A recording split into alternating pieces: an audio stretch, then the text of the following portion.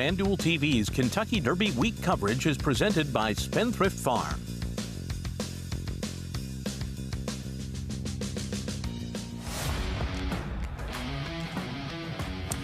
As the sun rises over Louisville, the sun sets on the Breakfast Show, our final installment before the Run for the Roses, as we welcome you back to Churchill Downs on Breakfast at the Derby. And all the big names will be out once again as we give you all the news fit to print and broadcast the Arkansas Derby winner in his new Nikes Renegade. Currently, your favorite in the wagering, the morning line favorite with the inside draw for Todd Pletcher as he seeks his third Kentucky Derby victory. You know what would make me happy? So happy getting the win for Southern California and trainer Mark Glad. A year beset by tragedy and loss, this Run for the Roses could put a smile on that man's face. And let's not forget about Further Ado. Is it further ado or is it further ado-don't? Will he bounce off that bluegrass? We'll have our final assessment as trainer Brad Cox will lead 3 over for this year's Kentucky Derby. Who's his best? Who's the best? Bob Baffert ditched the baseball cap for the cowboy hat. That's how you know things are getting real here. So go ahead and grab yourself a large cup of Starbucks. It's our last edition of Breakfast at the Derby, and we're wishing you good luck.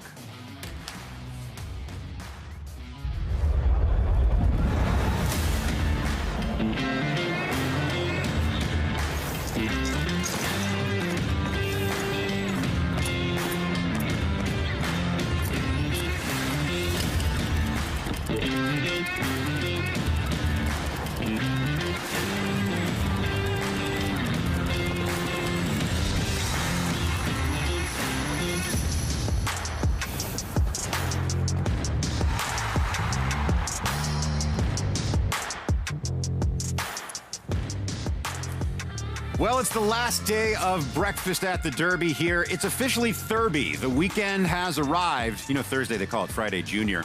Speaking of Junior, I'm joined here on the set by Joe Talamo, sitting on 3 phone books, and Grade 1 winning trainer Simon Bray. It's our last show. A lot of decisions to make, and we're going to talk about who won the works. That used to be a thing back in the day. Yeah. You'd say who won the works and then who wins the races. But we're going to talk to all our talent and see who impressed them the most over the last 7 days. Yeah, got a lot of content to go through. We had a lot of good performances from horses in the morning this week. And as you can see, conditions perfect behind us. I don't think any more precipitation, Joe, from now through Derby weekend. Yeah, but it is going to be chilly. We just looked, I think a low of 39 on Saturday. Unfortunately, it's going to get to mid-50s. So definitely bring a jacket or a sweater out. That's key if you're coming out. Coldest Derby in 27 years, I do believe. I heard this morning on the Weather Channel. We're going to see some girls in very small dresses wearing Mylar blankets on their way out of the track because it's going to get cold. At any rate, the action is getting hot. See what I did there? Yeah. That was good, man. I like that. I might have a future in this business. Oh, wait, I don't. Let's take a look at the live odds for the Kentucky Derby. And it pretty much tells the tale of what the Derby looks like this year. Wide open event, Renegade at 5-1, Commandment, the Puma, Further Ado, all at 7-1. We learned yesterday that Silent Tactic still not 100% off that foot bruise, and Mark Cassidy said, look, you can't win the Derby if you're not 100%. I didn't like it, so we're going to do the right thing, buy the horse, and point for the Preakness. Yeah, he's scratched, so Great White will draw in for John Ennis, who's been waiting all week long for him to get into the body of this race, and he fortunately did for him. This is the look at the weather. 65 the high, 62 tomorrow. 61, I think, is a little ambitious. I think as I got a little looked at some of my weather apps, we're talking about 52, 50, anywhere between 52 and 56. Post time is 7:04 p.m. Eastern time. Yeah, you got to be a little stronger on the weather. I think there's Weather Channel execs watching, Simon. I'm just saying. Yeah, 65 is the high. It ain't going to get there.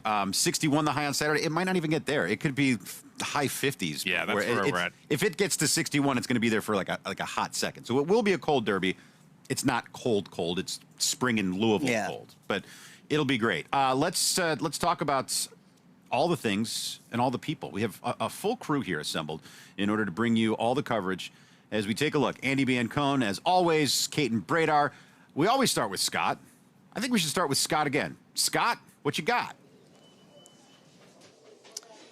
Well, I've come inside on this chilly morning. I found a space heater, but more importantly, I have found one of the iconic pieces of what happens back here on the backstretch for the Kentucky Derby week. We're in the Backside Media Center, and I just wanted to show, and being a little reminiscent here, I can remember coming to my first Kentucky Derby, 2008, young kid, trying to get my bearings, figuring things out, and when I discovered this board, I was excited to say the least, because every single morning, every bit of what these horses is documented. And we go in alphabetical order as far as the field for this year's Kentucky Derby, from Albus to Chief Wallaby to Commandment, Dan and Bourbon, Merchant Market, Full Effort. And then you go down the list, you can see what Full Effort did, for example, back on Monday on the 20th. He galloped a mile and a half, then he galloped.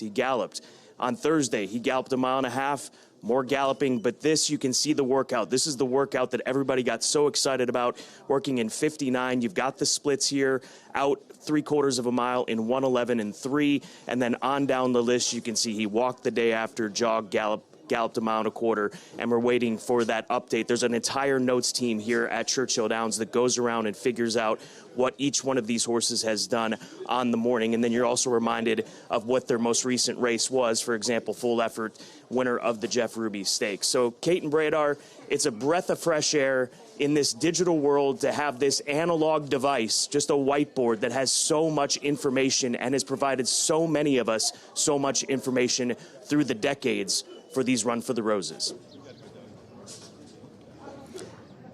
Yeah, Scott, it's comforting to have some things that harken back to the past.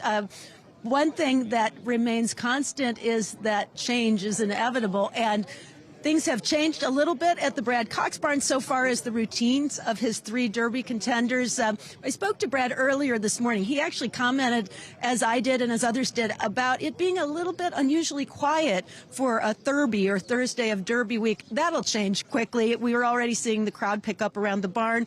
A lot of activity. Brad's Oaks filly Prom Queen was out just before the renovation break at 7 o'clock. Very routine for her.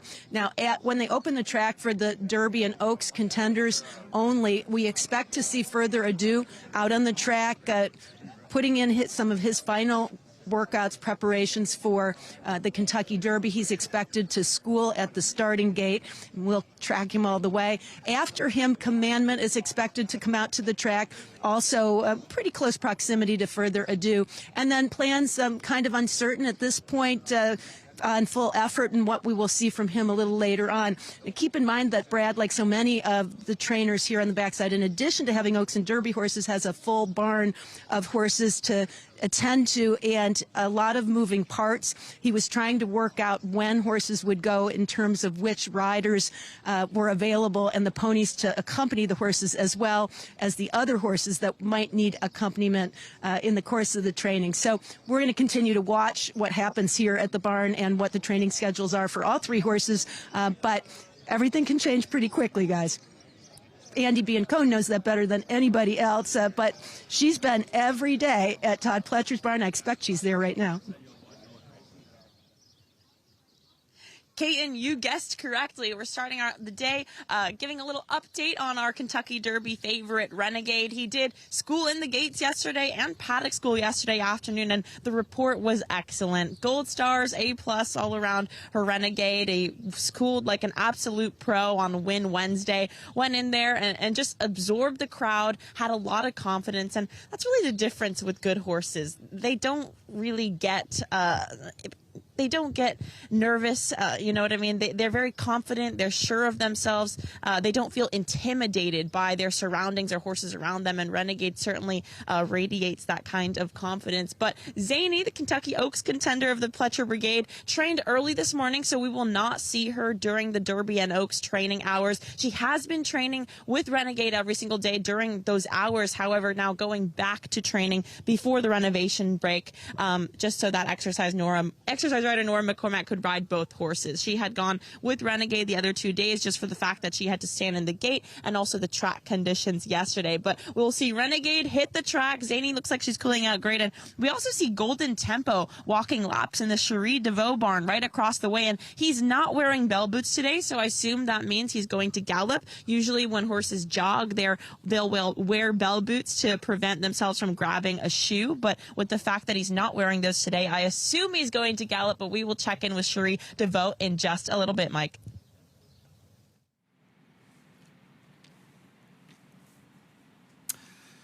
Got a nice crowd shot here. So there's no dawn at the Downs today. Yesterday was the last day for fans to come in early and pack themselves against the rail to see all the Kentucky Derby workers, but I feel like they all just went to the backstretch. Yeah, it is packed back there. I mean, the same number of people, they just found a different place to go. Somebody might want to watch that gate. I loved how many kids they had the last few days. No school on Friday. It's a blackout day here in Louisville. I got a haircut yesterday. You wouldn't believe it, though. Look at that. Yeah. They just put a half and then...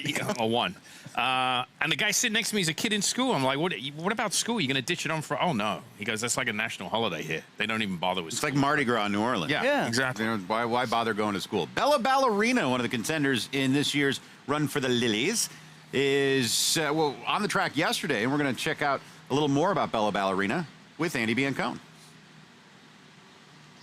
Well, Kentucky Oaks contender Bella Ballerina romped here last fall at Churchill Downs in the Golden Rod. She has since been a winner in the Rachel Alexandra, and here to talk about a little bit of a special piece of equipment that she wears every morning. So these are called bungee cords, and Brendan actually picked them up by observing Aidan O'Brien's training. He went to Ballydoyle, and Aidan O'Brien one winter had these on essentially almost every single horse, and really said that they made a big difference in helping a horse get stronger behind. These bungee cords just help a horse keep their head in the right placement as they're galloping, so that they really engage their hind end and are able to build their hind end. But they're similar to draw reins, however, maybe a bit more forgiving. If you don't have the right rider using a pair of draw reins, it's very easy to overflex a horse, but with these, it's almost impossible. So the clips go on each side of the reins, and then this obviously attaches under their girth, and the clip will clip to the girth as well. And like I said, the riders still have regular controls of their reins on each side, but it just helps keep the horse's head in the correct position, making sure that they're using their back and using their hind end correctly. But you'll see Bella Ballerina wearing these every single day. She's a fun one to watch on the track, and it's been great to watch how she's developed. But she's certainly trying to follow in the footsteps of our 2023 Kentucky Oaks winner, Pretty Mischievous, who is her sister. Keep an eye on Bella Ballerinas in the mornings.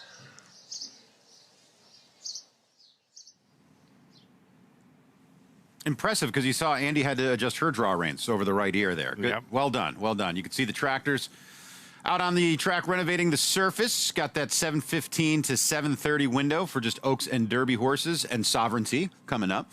And we'll get a look at them as the closer we get, the less they do. Just stay in that routine, stay in that routine, stay in that routine. You were saying you saw Bella Ballerina in the paddock yesterday. Right? No, that was last year. She's a half-sister, which made me to Pretty Mischievous. So she's a half-sister to a Kentucky Oaks winner. Right. And I was just hearkening back to when I saw Pretty Mischievous in the paddock the day before the Oaks. She didn't have the saddle towel on or something, and I walked. It was one of those horses you looked at and you're like, whoever that is going to win. And I walked over to Brendan Walsh. He's like, mate, she's going to run good. See, isn't it comforting to know that I don't listen to you when our mics are down either? Yeah. Let's go to Scott. If you were chewing them in your mouth, never have chewing them in your mouth. I've done a mistake myself. Oh, we are live. Excuse me. I was not listening. I was listening to John talk about spit out chewing gum before you discuss things, as we are here with Great White, who was drawn in off the also eligible after the scratch a silent tactic. When did you hear the news yesterday? Like 10 o'clock yesterday morning.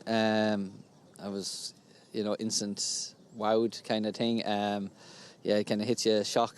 But yeah, it's fun. I'm excited, and the horse is ready. How do things change now in these next couple of days for you, or was it always going to stay the same regardless of the outcome of him drawing in or not drawing in? Yeah, it stays the same now. What can you do 3 days, 2 days out before the Derby or even the Pat Day Mile? So we keep everything the same. He's sound, he's healthy, and we'll just kind of maintenance, easy gallops, and that's it. Has your mind started to now game plan, think about what can be done from this outside draw now that you've had these hours to process being into the field of the Derby? Yeah, I don't know how much you can plan actually for the Derby. Kind of 20 horses, so we kind of have to leave it up to the jockey, see how he breaks. But yeah, the plan will be to take our time. We're not going to be close to the pace, I don't think. I hope not anyway. So we kind of just take our time and try and get him to finish. He's right behind us. Do you mind if we just walk up next to him and describe how big this horse is? I hope that folks can get a perspective of how much size he has. I mean, we look at these other horses, they're not as tall. So as we stand next to him. Have you been around a horse of this size and this kind of ability, John? No, he's definitely as big as a racehorse you'll probably ever find. And usually, being this big, they're not that good. They're either really good or no good. And luckily for us, he is a really nice horse. He's a May foal, so he's probably going to fill out and be a bigger, stronger horse here in the fall of this year. So, he's big. Never trained one as big, probably won't either. So taking any contact, I'm guessing, in a field of 19 others is not going to be an issue for this guy. No, he's not going to be bullied. He's not going to be intimidated. If anything is intimidating, he's going to intimidate the others. So, yeah, we're ready. Thank you so much, John. Thank you. Track is open as we go to Kate and Bradar. All right, the day's dwindling down as we lead up to the Derby, but for Ned Tafia, I bet these are exciting times with further ado. Yeah, for sure. It's tough to get a horse here, but he seems to be coming in the right way. He's adjusted to things here at Churchill and getting over the track well and handling everything mentally. And here he is heading up right now, but doing really well. So couldn't be happier with things. We'll let you go watch him, but he's a horse that really has caught a lot of attention each day on the track. So enjoy the rest of this road. Thank you very much. We're going to follow him as well as he makes his way up. But this one has been like clockwork for further ado as far as what he does on the track each day. Today, a little different as he's going to school at the starting gate. Well, we saw Golden Tempo doing laps around the shed row. Cherie, what is going to be the game plan today with his training? The track is in great shape, and he looks great, so we're going to gallop. You posted a video yesterday on your personal story where he was nickering at the pony. Could you just describe that interaction? Well, it's actually quite a difference in his personality. He's usually been really kind of unbothered, unfazed by everything. He's really feeling himself these days, and I went to grab him, escort him off the track, and he tried to make really good friends with my pony, and he was hollering at him, and then we were walking back, he's nickering at him every time the pony would kind of look his way. So he's really coming into himself, feeling himself, obviously. So all good signs this week. All good signs for sure. And what is his gallop going to look like today? He's just going to have a routine gallop, which is about 1 3/8. So, he's an easy horse as far as training goes. Just go out there and do his normal routine. Well, I can't wait. Golden Tempo looked phenomenal walking in the shed row. Sure, you'll see on the track. Thank you.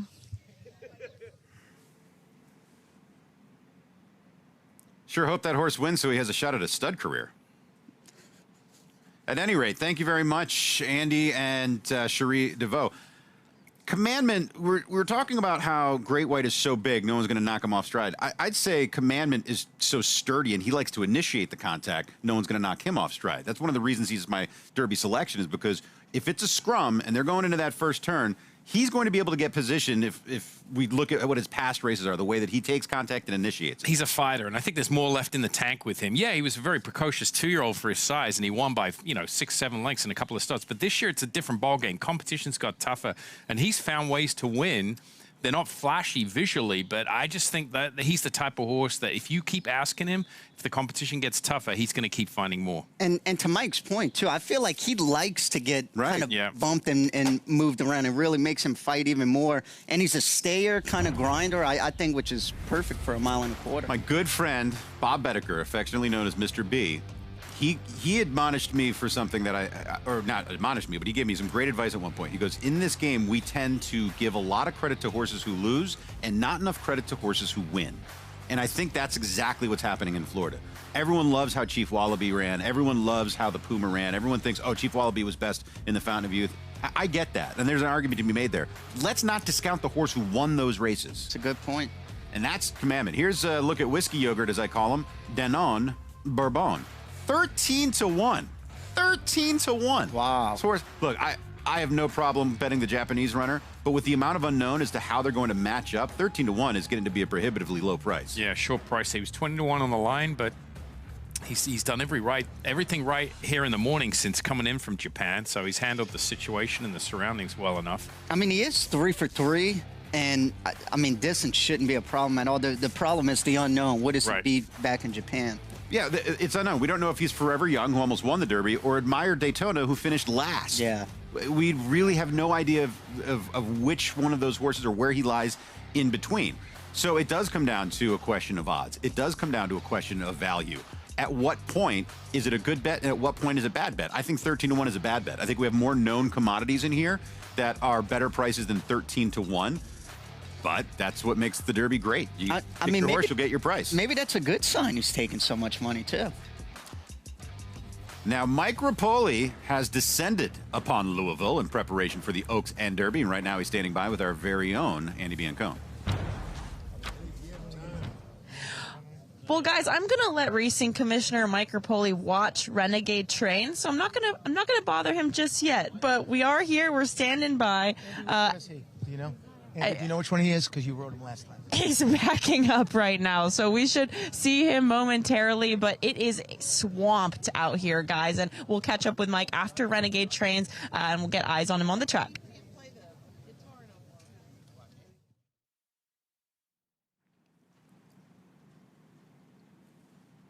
He's going to give a State of the Union at 8:30, by the way. That's what he announced on Twitter last night. So if you're back there on the backside and you want to hear the State of the Union address at 8:30 outside Todd Fletcher's State of the Union? Yeah, everything from his horse Zany to Renegade to Who's going to give the minority party response? That's what I want to know. Exactly. Dave Weaver, you out there? Here's a look at Renegade on the track. Is this Renegade? That sure looks like Renegade. It is. You can tell with the white bridle and the front, the four wraps, and I believe that's Sophie Green in the irons. Sophie Green? Amelia. No. Nope. Amelia Green. She's training her own. She's on her own. She's training now. It's Norma, I think. It's a green. We know that. Renegade, though, out on the track for a gallop, or lope, whatever you want to call it. He's a horse. I think he's been touting himself pretty well this week. He's looked as pretty as a picture. His works have been perfect. His final preparation down at Palm Beach Downs was great. He's a horse that you can poke zero holes in him. Yeah, it looks great. I mean, it's just that post position, but what can you do about that? I mean, if he's good enough, he'll overcome it. We'll see. But he's looked tremendous. Good-looking horse. I love the way he looks. I mean, a classic individual, the way he looks. Yeah, he looks the part. He's run the part. And we'll go back to the Arkansas Derby. We were all there for it. At about the half-mile pole, Joe Talamo said, this horse is going to have to be an absolute monster to win from here.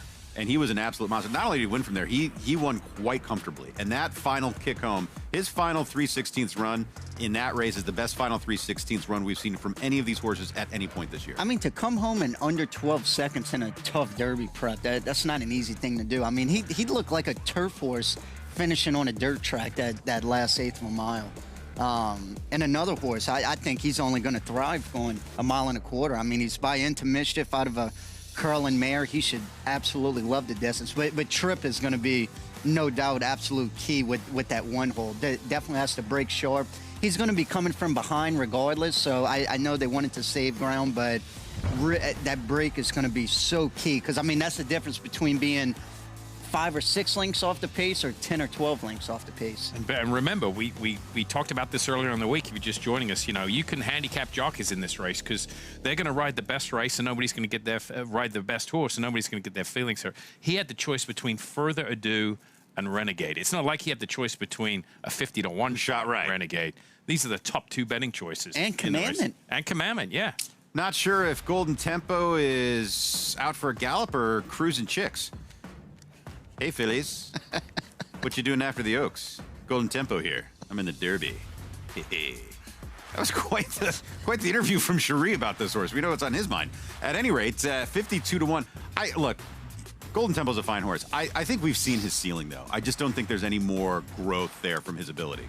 Well, his you know, I've been going back and forth about this. Like, emerging market, everyone loves him, but then we're dismissing the Louisiana Derby form because of, you know, this horse and Pavlovin behind him. So I don't know what to make of Louisiana. Now I'm more confused as the week goes on. You know, emerging market looks good, but these horses were only half a length behind him. Maybe Louisiana's a strong start. You just don't know. This is the thing with Golden Tempo. If Golden Tempo gets a piece, I will not be shocked. If Golden Tempo wins, I'll be shocked. I just feel like there's been too many opportunities in all those prep races in Louisiana for him to beat a number of horses, and there's always 1 or 2 better than him. And he had pace to run at last time on a mile and 3/16. The race set up for him. 46-1 is, and granted, I know It was kind of speed biased that day. Speed did well, but nonetheless, when you go 46-1 for a mile and 3/16, that's a good pace to be able to close on. Yeah, there's a look at him on the track, 52-1 for trainer Cherie DeVoe, trying to become the first female trainer to win the Kentucky Derby.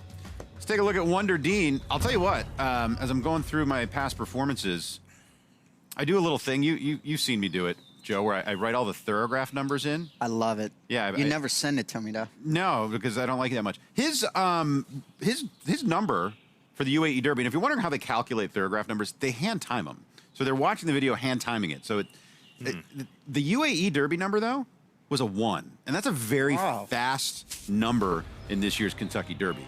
So all things being equal, the same problem we have with the horses from Japan, and he actually started his career in Japan and went to Saudi Arabia and UAE during the spring. We don't know how the international horses will measure up once they make it here. But he was second to Pyromancer in Kyoto last November. That's a very nice runner there.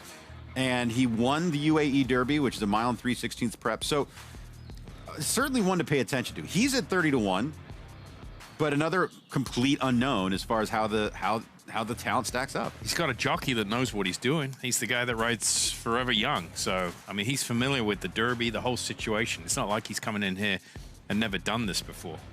That's the other thing with Denon Bourbon is the rider. I mean, that's a whole new, kettle of fish for him that he's got to deal with. Trying to get a good look at Wonder Dean here. How about Right to Party for Kenny McPeek? Right to Party, runner-up in the Wood Memorial. Here's a good look at him coming up. I don't know whether he's fast enough. That's the bottom line with him. I mean, he's going to have to improve drastically numbers-wise. I mean, he ran an 81 Beyer, finishing second in the Wood. I don't think that's enough to even remotely get a piece of it. Chris Elliott, the son of Derby-winning rider of Smarty Jones, Stuart Elliott, riding his first Kentucky Derby here. And he is in the irons right now for Kenny McPeek. Oh, no, that's Robbie Alvarado in the irons for Kenny McPeek. Excuse me. Robbie Alvarado, who's, Joe. He still looks pretty good. He hasn't ridden in a while. He hasn't ridden in a while, and I get this is his gig now, and when you get older, you don't want to fight the weight. He's got a good thing going with Kenny McPeek, but, man, in his heyday, he was a hell of a jockey. Road Curlin. Yep. Yeah. Mineshaft. Yeah. No, he was one hell of a jockey, man. I forgot how many titles he won at the fairgrounds. 7, maybe 8, something. Yeah. I mean, when I was a kid growing up, oh my gosh. Yeah, but he's a horseman, and it's really kind of like a secret weapon for Kenny McPeek to have him in his operation. You took the words out of my mouth. That's such an advantage for Kenny McPeek to have somebody like Robbie that, I mean, he knows the difference between a good horse and a really, really good horse, where some exercise riders that haven't really been on, a Curlin or the likes of horses like that. I mean, that's a huge... Well, that's how Kenny manages that operation. He's kind of like he's got the satellite operation, and he said it in our air. He hires people with experience. He's got, Jimmy Jerkins in New York running his barn. He's kind of like the CEO that oversees everything, but all his vice presidents underneath him, have got years of experience. That's that's almost not fair. You've got Jimmy Jerkins as an assistant trainer, and you got Robbie Alvarado getting on horses for you every day. Yeah, that's almost not fair. There almost should be a rule against that. That's so much experience there. And you look at Robbie Alvarado's career numbers. I mean, he's darn close to a Hall of Famer. I mean, you look at all those big wins and all those riding titles. Here's Percy's Bar. This was the horse that set the world ablaze in the Central Back Ashland Stakes in her first start as a 3-year-old. We were talking about that effort, and her first start of the year, that's a great effort to set up for the Oaks. She's my Oaks pick. I know the Ashland last time, she didn't run a fast number. It was only an 87 Beyer, but that was a slow run race. They went 50-1 for the half on a good listed racetrack, and she came from right off the pace. That was off a 5-month layoff, and what I like about that is that they didn't run that fast. I love that race off a 5-month layoff. She didn't have to blitz herself and maybe, quote unquote, bounce off of that 5 month. I think that was absolutely perfect. Sets her up great. And I think the post is good too. Are we really going to get 6-1 on her come post time? I thought there was a chance she would go favored. I thought there's a chance she would go favored for sure. I mean, I don't know why she's not getting the credit. I mean, to me, even in the morning line, I couldn't believe Zany was favored over her. Because and she just beat her. She beat her fair and square. Yeah. No excuses. And that was Percy Barr's first race this year where Zany was making her second start. They're both tremendously talented animals. It's a loaded Oaks this year as well. With you put Explorer in there. The Chad Brown runner is always a runner. I mean, those are the words ringing in my ears from this last week. That's where I'm going. When he was in his interview, he said, "If she was 70% in the Gazelle, I'm being kind." I mean, that is crazy. And Chad doesn't blow smoke. He's a very forthright interview, and we've all done the job where you're asking questions. And some trainers, they're going to play it close to the vest, and some will be very forthright and tell you. I feel like Chad, for the most part, is very open about how his horses are training, what led to the decision making. I think he likes putting the information out there. I think he enjoys it. Yep. And I also think part of that is because he's had a lot of success. You get that leeway to do so. He's got owners that support him. You get that leeway to do so. But I also feel like part of it is I think he really does enjoy when something goes well, and he wants everyone to know, hey, look what we did. Yep. Look how we did this, right? And I think he really does enjoy that part of it. And you get that sense when you interview him. Can we get that camera out of the way? God, that guy's always in our way. Now, Potente. You won't have to worry about Hey, get out of the way. You're in the way. Down in front. Potente, another horse who worked real fast. I think we're all worried about how fast that work was as he's out here galloping this morning. But Bob Baffert didn't seem... He seemed more surprised about how fast the work was than concerned, especially when we got to talk to him the next day. Yeah, I mean, he was like the rest of us watching the works up here that morning where you look at it and you think they're not going that fast. Then you look down at the watch. I think the track was exceptionally fast that day, but still. But the one thing I'll say, I mean, look, it's not ideal, but if there's any barn that can handle a work like that, it's this one, as opposed to Intrepido, where Jeff's horses are not accustomed to doing that. That's a great point. That's why Potente, even though, I mean, 57-4, that's racetrack time for a race. But to your point, if anybody can handle that, it's Bob's horses. They used because they've done that. That's why he's not a complete total toss for me. But to Simon's point, Intrepido, Jeff Mullins, I mean, he doesn't like when horses go 46 and change, much less 44 and 4. So it's not like that horse is accustomed to doing fast works like that. Some of the best coaches in sports make their practices hard on purpose so the game becomes easy, right? Yeah. That's what Bob Baffert does. He makes the mornings hard, and then it's easy in the afternoon. Yeah, they're working in company with $1 million horses, and when they go and line up in a maiden race in the afternoon, their workmates were tougher than anybody they're facing in the gate. Exactly. Look, the thing about Baffert has a style of training that's all his own, and the thing about the hallmark of Baffert's horses, they all tend to be fast, and none of them run out of gas. Right. They're really hard. They have this speed, but he trains them all to be fast and get that mile and a quarter, which is tricky to do. Yes, it is, and he's coming in under the radar. I mean, 26-1. Not all his Derby winners have been favorites. Justify, American Pharaoh, real quiet. Some of the others, real quiet. Authentic. They were a little longer prices. To be safe, if you're spreading it all, it would be wise to include the Baffert runner. Let's not forget about 2002 when Waremblem won it 17-1 or whatever that was. It was the only Baffert horse in the field over the only Lucas horse in the field in the Exacta, and it paid $1,700 for a buck. Yeah, and this, I mean, think about that. You know, and what I've been saying about the position after a quarter mile in the first turn, you got to be in the top 4. If there's one trainer whose horse is going to be in the top 4 position after a quarter mile, it's going to be this guy. You would be foolish to sit here Sunday morning and said, I hit every wager except the Derby. Oh, who didn't you use? Baffert. Yeah. I mean, you've almost just got to throw him in. I'm with you on there. So let's take a look at a Danone Bourbon, the whiskey yogurt. He's on the left there with the teal bridle. Teal was one of my favorite colors in 1992. And that's Wonder Dean in front as they're coming out onto the track together right now. Yeah, they're just going to walk. They've exercised, so they just do a lot of walking, right? Willie Nelson's on the pony, right? Is that Willie Nelson on the pony?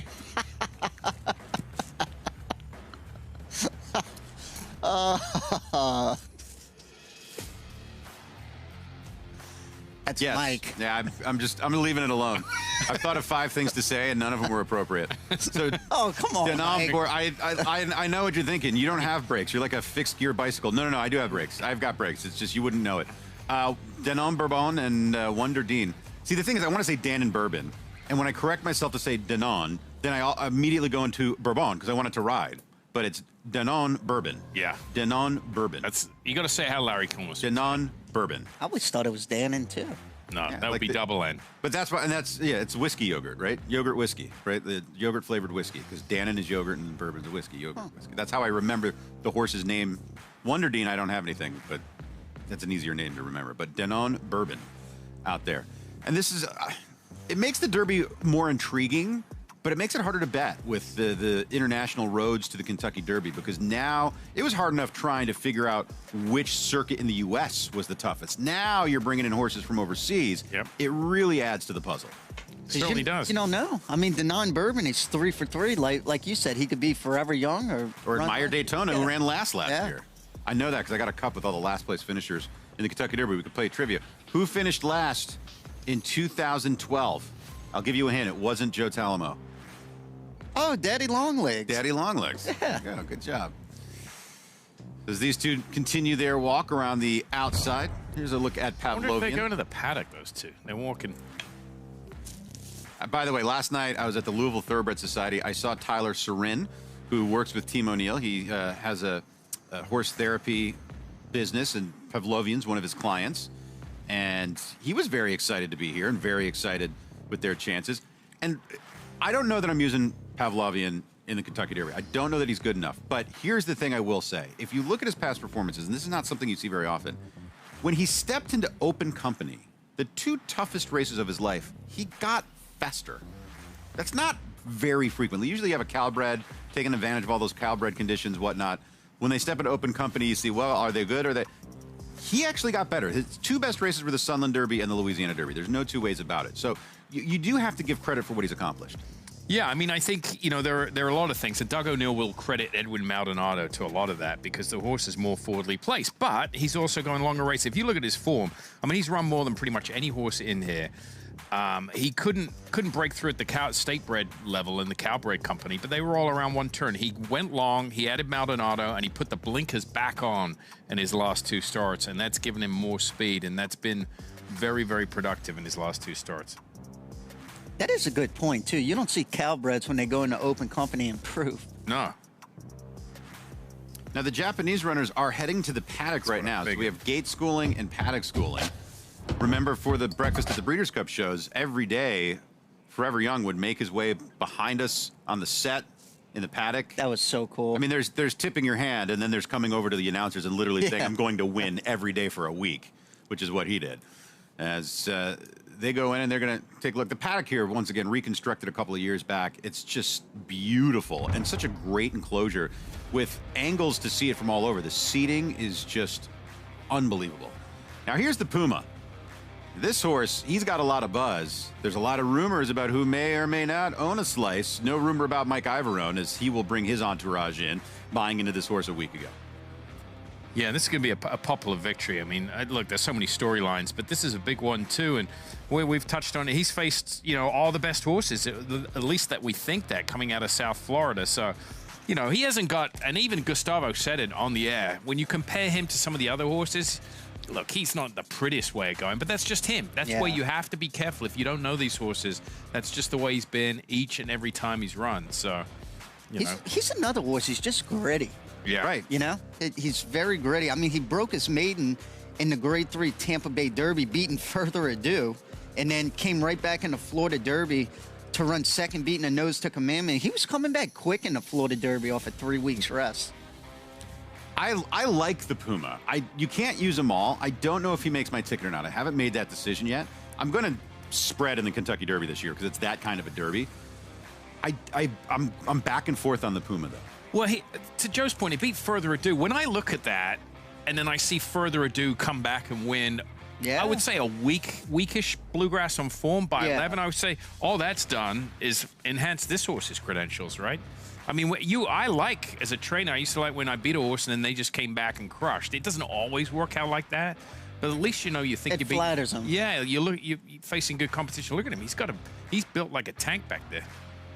I know, but the way Further Ado won the Bluegrass, it didn't matter who he lined up against. He ran a hole through the wind. He was flying late. I mean, he pulled away by 10 lengths. So even if it was a weak Bluegrass, I mean, he destroyed him. And I think that was a much different race than what he ran in Tampa Bay. But the Puma came back, and he was in a dogfight in the Florida Derby after the Tampa Bay Derby. Yep, he was. And it was against Commandment. I mean, beating the nose and Chief Wallaby in third. So, I mean, he's faced all the major players. So the Puma, I mean, and we really don't know. 48 hours from now, or after the Kentucky Derby, however many hours that is, we could be saying, wow, Florida ended up being kind of empty, huh? They didn't run anything. Yeah. You just don't know. And all of a sudden, Pavlovian wins, and we're like, the Sunland Derby. Like, you have no idea what's going to happen. Let's take a look into the saddling paddock right now as the Japanese horses are the Puma. Another mage. Love it. Go Javi. Here's a look in the saddling paddock. Yeah, they do this a lot. So they've exercised. They'll be out of the store for a couple of hours. One to Dean on front with Willie Nelson. You are always on my mind. You're always on my mind. By the way, the best Breeders' Cup party that I never went to was at the media party in 2004 at Lone Star. They had Willie Nelson playing. No way. Yeah. Oh, yeah. You can thank Eugene Joyce for that. I actually had 04 Singletary. That's right. Yeah. From that to riding the pony. All right, enough with the Willie Nelson jokes. As we have Denon Bourbon and Wonder Dean making their way through the paddock. Yeah, and they'll probably walk back. They'll probably leave, walk back out on the track, back to the barn, and then continue to cool out for another hour or so. As they make their way around the paddock, we make our way to the backstretch with Kate and Bradar. All right, a strong gallop this morning for Right to Party. Kenny McPeak, are you happy with what you got this morning? Well, he does a little bit better when another horse is with him, but he puts a lot into it. But we feel like we can't get him any fitter than he is, and this is a horse that's going to finish in the race. That's all we need. I mean, you can't control what the pace setup's going to be, but we think he's just a one-run style. But yeah, he does better with another horse. I know it's a little unconventional. My wife was actually asking, how come you're galloping him with another horse? I said he likes it. He's happy with another horse next to him. So you do what you got to do. Earlier, and this is, I forget now, but at least about a week ago, you were dealing with some issues with the cap teeth and all that. I feel like all the issues are behind him and that everything is like falling together now? Well, that's really nothing in the scheme of things. I mean, horses shed these caps all the time, and I think the timing, fortunately we caught them. You can't do it really close to the race, but we had to do it close to a workout. But he's putting his head down. He's carrying his head a little bit better. When a cap gets loose, for those who don't know out there, cap gets loose in a horse's mouth, then they won't grab the bit with that side of the mouth because the cap's bothering them. It's like you having a molar issue. This is something that we typically do the horse's teeth every 90 days, and we had to do them a month early on him, but simple stuff. All right, it's Thursday. We've got Friday and Saturday. What will the next 2 days be for him? Similar to today or something a little less? Probably similar. Tomorrow it's easy, another easy day, another light gallop. I'm not sure what time the track's going to open and close tomorrow. I got to double check that. Usually, I always tell them every year, why don't you let us keep our routine the same on Friday, please? I'm not sure if they've coordinated that or not, but it's uncomplicated with him. He's nothing complicated. All right, hopefully no complications the rest of the way. Yeah, I'm paying attention to a lot of the other runners. Some impressive horses out there. Right to Party for Kenny McPeak. You know, it just dawned on me, Dale Romans is making a run at the U.S. Senate. I think Kenny McPeak might have a future in politics if he ever wanted to give up training. That guy could get elected easy. I'd vote for him. Yeah. I don't even know what his policies are. Got my vote. I've voted to keep the track open the same time tomorrow. Yeah, he's going to run on a platform of keeping the training hours the same on Oaks Day. They should. It's a later post. They could afford to do it. Much later post. Yeah. We got a nighttime race tomorrow. I forgot about that. We get to sleep in tomorrow. I'm going to miss the breakfast show. I ain't going to miss waking up at 5 a.m. There's Explora for Bob Baffert. She's been very good in her career thus far as she's drawn the inside. Her last race was a win in the Honeybee. She won the Santa Ynez and lost to Meaning as the odds-on favorite in the Las Virgenes. Yeah, I'm sure Flavian's probably going to send out of there. Whether she's quick enough, I know My Miss Mo has a low speed. Dazzling Dame, very quick. So going to be interesting if she makes the lead outright. But from that one hole, she does have speed and tactical speed. She's definitely going to be up there. I think the California fillies actually, look, we don't have the numbers out west anymore, but I think this might be a small but select group. I always kind of look when these fillies or horses travel back east, how they fare. She went to the Honeybee, Mike. She won. Bottler Rouge, who's not in here now, she's great. She went to the Virginia Oaks, and she crushed by 4 that day. So I always like when they leave California and do well. So I think this group of Explorer, Meaning, Brooklyn Blonde are all pretty decent. I really do. I mean, she was second, you know, in front of Percy's Bar in the Breeders' Cup Juvenile. I will say this. If you've never delved into Thorograph, the Kentucky Oaks is a great example of a race where the Thorograph tells you a much different tale than the Beyer speed figures and the morning line odds.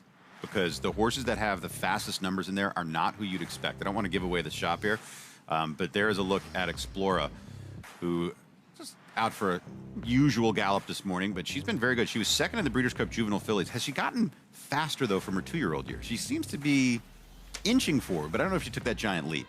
Yeah, I mean, she's a little fat. I like that she's come back and won in a 3-year-old year a couple of races. I think she's taken a step forward. Like I said, I think the California horses will represent themselves very well indeed.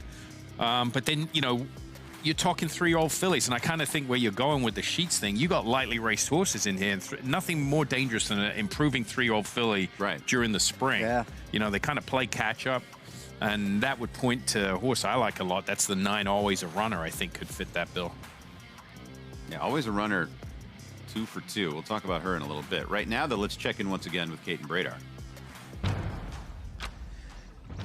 Well, if I can get close enough, we have a mob of people outside the Brad Cox barn, quite literally.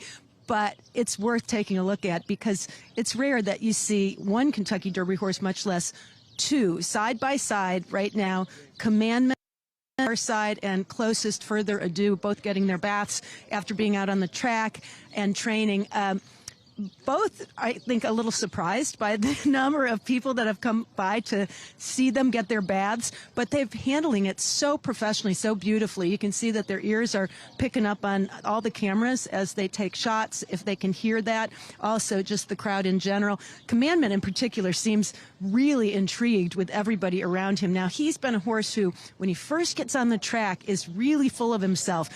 Likes to give Katie, his exercise rider, a little bit of a test right when he gets on the track, just feeling good. But it's a little contrast to how he trains, because he's the type of horse that Brad Cox has described as doing just what he's asked to do, but nothing more. He's not flashy. He's just kind of workmanlike.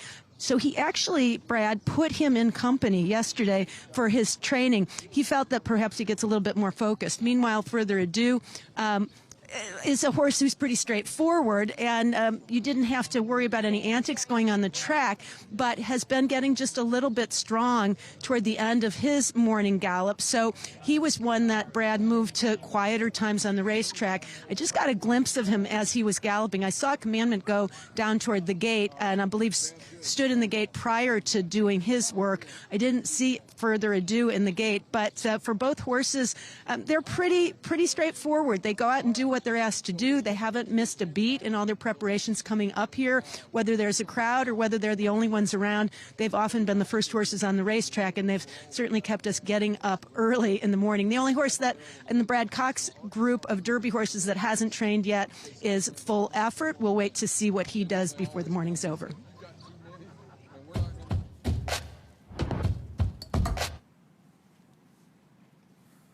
Todd Pletcher, Bob Baffert, conferring notes, you think?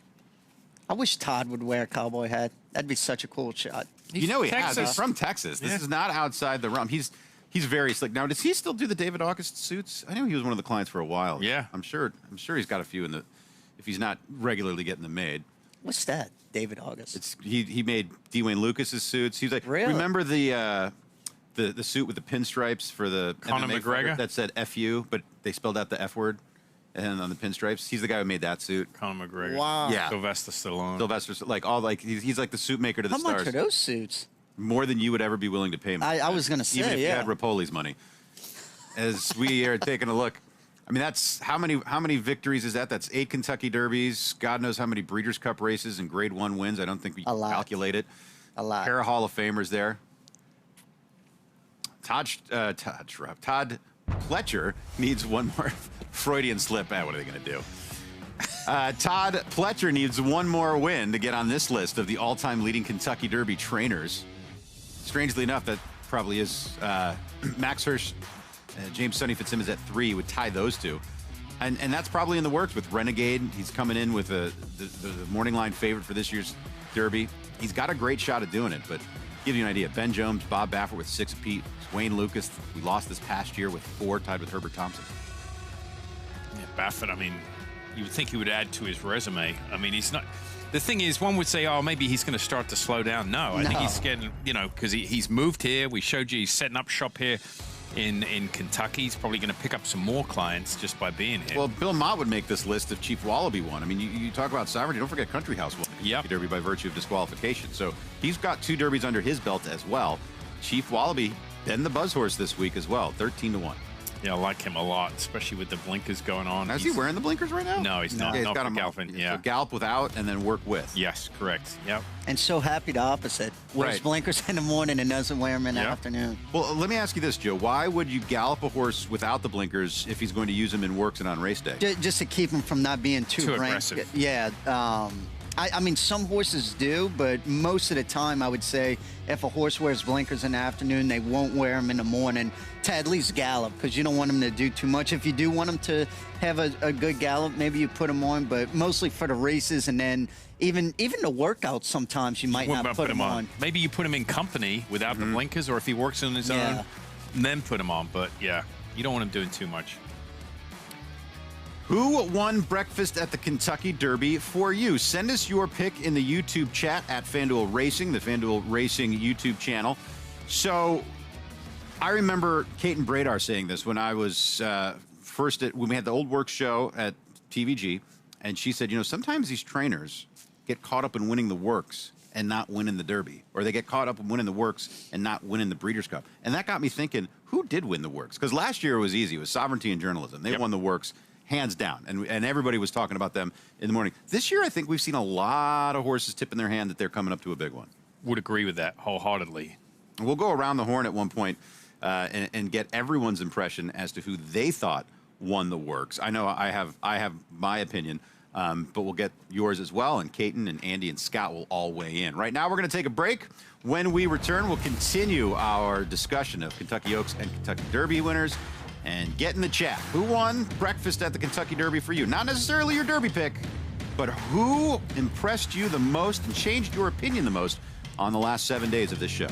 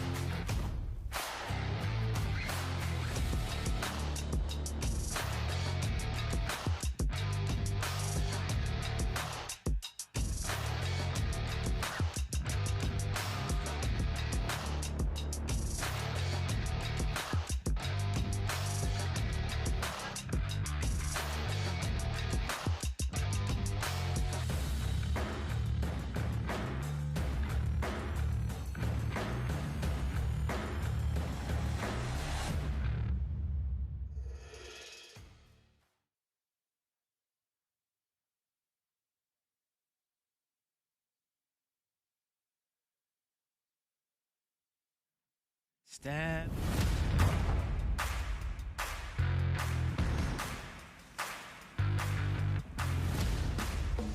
Without further ado, the Bluegrass winner. Did he go too fast? I don't know if I like this horse. He's too fast. 6-1 currently. He's the co-second choice in the wagering with 3 other horses. But he is as sparkling a performer as we've seen on the Derby Trail, and his bluegrass was something else. He's so nimble and so light. People say he's light on his feet. What does that mean? Look at him spring. It's like he's got 4 springs under each foot, and when he lands, he just bounces off. That's a great analogy. It's like he's not even going touching into the ground there. Are you concerned that the bluegrass was too fast? Are you concerned that race took too much out of him? Not at all. And he has a win. He has one start here at Churchill Downs. He won the Grade 2 Kentucky Jockey Club as a 2-year-old. Now, I don't think that, well, I know that wasn't his best race as a 2-year-old. His best race was at Keeneland when he broke his maiden by 20 with a 98 buyer, but went on the shelf, came back in the Tampa Bay Derby, was second, but that was off a layoff, and then came back with that win in the bluegrass. But more than anything, I love that 18 post for him. With his stalking style, I think it's absolutely perfect for him. Yeah, I'm not buying that he ran too fast in the bluegrass. If he doesn't win, it'll be for another reason, but I don't think there's no obvious regression for me. No. I think it's enough time between races. Brad Cox, who's a champion trainer, and it's a horse who's got a load of ability. Yeah, I don't think that. My concern with horses like that, it just came out of left field. You know, it was kind of a one-race. I mean, he'd been winning, but it's kind of like a Bellamy Road to me. You know, it's a one-race freak show, and he's got to repeat it. And I don't mean that in that he's going to regress or anything, but does he run that race back? Yeah. And I will say his 2 best races, number-wise, were at Keeneland. Yeah. When he broke his maiden by 20 and then the bluegrass by 11. But he has 2 numbers that were lower than a 0 on Thoroughgraph, so it's not a complete aberration. I mean, his works here have been really good, too. You can't take anything away from both of his works. He skips over the track here. Speaking of works, we're going to start our discussion right now as to who won the works. Who won the breakfast show to you? And we start with Andy Biancone.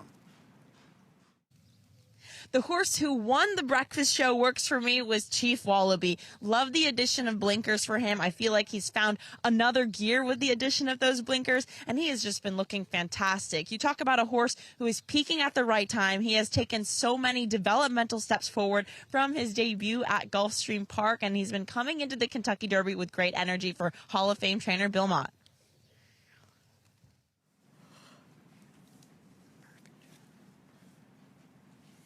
I think he's been one of the horses that has won this show for a number of different people, not just us here on the set. I think there's a lot of people out there have been watching his work since he added the blinkers and are impressed with what they've seen. And a lightly raced horse, Bill Mott's hand was a little bit forced to put him in that fountain of youth, but the way he comported himself that day and then backed it up with a nice performance in the Florida Derby, he's as talented as any in this class. There are 2 horses in this field and 2 trainers that have the same approach. Chad's touched on it. He goes, it's a cliche. We let the horse bring you to the race. And they've let Emerging Mock do that, lightly race. We always say how he would usually go to the Preakness. Another horse that's brought the trainer and the connections to the race is this horse. Because 3 months ago, I don't think the Derby was on the radar. They were worrying about just getting in a maiden and then hopefully running in an A other than. The horse has brought them here. And that's, I echo a lot of what Andy said. I think the move to put blinkers on him has proven to be very good on these morning shows. We'll still have to see what he does in the Kentucky Derby. But as far as a horse, just physically, what he's done, his gallops and stuff, he's won the breakfast show for me. And it's hard. I think there's a number of horses that really did tout themselves in the morning. But I'm going to go with Chief Wallaby because I think the potential for a great leap forward into the Kentucky Derby is there for him. Yeah, there's a lot of upside for him. I mean, there's no question about it. He's more lightly raced. There's more ceiling to him than some of the others. Let's go back to Andy Biancone. Well, Mike Rapoli, the last time I interviewed you was in the winner's circle after Renegade romped in the Arkansas Derby. How does it feel to be in Louisville, Kentucky, and a couple days away from the big Kentucky Derby? Well, I usually have 51 amazing weeks of the year, and then I have this week. You know, listen, it's fun, it's great. You know, there's always little bit more anxiety for me here, a little bit more stress. It's a great humbling experience, but you know, the weather's great today. It's going to be a cool weekend, which I like. I hope Renegade likes it too, but he looks good. Zany looks good. We got like 12 in this weekend. It's going to be a big weekend. Does it help your anxiety that you literally have probably 2 of the coolest, most confident horses that we've seen all week? Okay, I thought he was going to say trainer. Scared me. But, yeah, you know what? I don't know. I think there's a little bit more anxiousness, but, you know, listen, I've been here before. Everyone knows the results. Every time I think it could be my last time, and then I get thrown back into this. And, listen, it's, they always say the journey's better than destination. I've been on some journey. You certainly have, and I have to say, I'm cracking up. Mike Rapoli seeing all the kids out here during Derby, encouraging them to eat ice cream, miss school. What does it mean to you to see all these kids here enjoying Derby week? This is what it's about. I mean, if I didn't fall in love with horses when I was a teenager, I wouldn't be here. And, it's one of the reasons why I fight so hard for the industry, because, you know what, it's changed my life in so many ways, and it's taken me places I never thought, had me meet people I've never thought I'd met. It's a great game, and, we're going through a tough time, and I'm doing my best with a lot of other people who've jumped on board to make this game better. So I'm excited about keep fighting, and, we got to fix this sport so when you see those kids that we just saw, 50 years from now, maybe they're getting interviewed by somebody. Well, Mike, I think a lot of people can relate to that statement. Thank you for all that you do, and best of luck this weekend. And best of luck to you, too, okay? And you have a job with me June 30th. Don't tell anybody, okay? Thank you.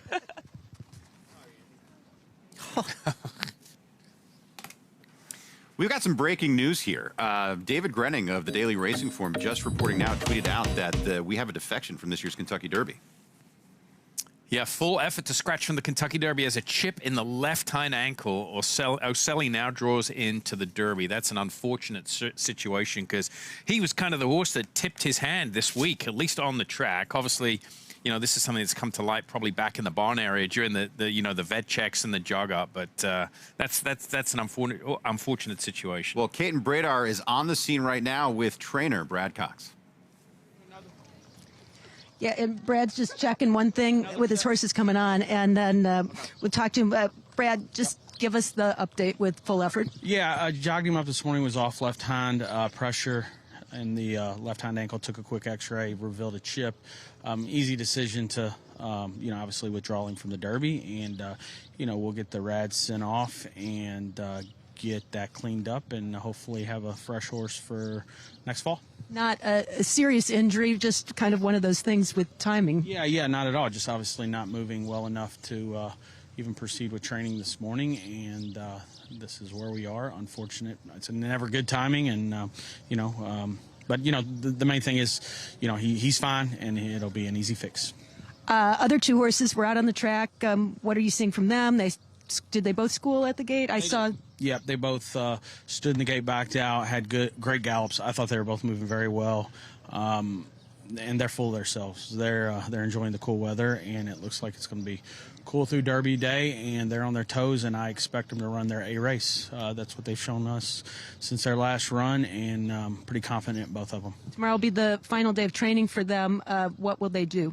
I'm not sure yet. We'll just kind of watch them, check them in the morning like we always do early, and make a decision, and not sure what time. So probably be early tomorrow. We obviously did train a little bit later today, a little bit later than normal, just because the gate doesn't go up until after the first renovation break, but chances are we'll be out early. I know it can't be soon enough, but I want to tell you how much we appreciate your generosity with your time and always bringing us into the barn. Yeah, all good, and I thank you guys, and just hopefully everybody has a good, safe Oaks and Derby. Thanks, Brad. So one out of the mix, two still to go toward Kentucky Derby, and it's just a reminder of how quickly things can change from moment to moment as far as Derby horses and horses are concerned.